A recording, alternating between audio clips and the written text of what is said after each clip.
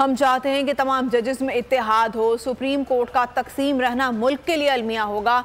सबको दुआ करनी चाहिए कि सुप्रीम कोर्ट में इत्तेहाद हो। इमरान खान की कमरा अदालत में गैर रस्मी गुफ्तगू कहा, जब तक आप आइन नहीं बचाते आप मुल्क नहीं बचा सकते। हम सिर्फ 90 दिनों की शिफ्ट पर अमल दरामद की बात कर रहे हैं, इस पर किसी जज को इख्तिलाफ नहीं होना चाहिए। उनका कहना था ये NRO बचाने के लिए इलेक्शन से राह फरार इख्तियार कर रहे हैं। हवाए नफ्स की है हुक्मरानी, लुटेरा कर रहा है पासबानी।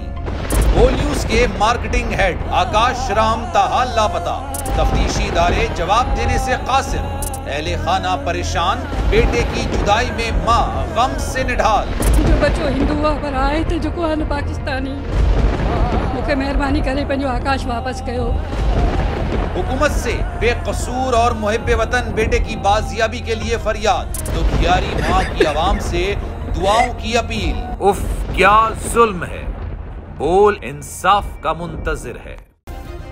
सब्सक्राइब करें और बेल दबाएं ताकि कोई खबर रह न जाए।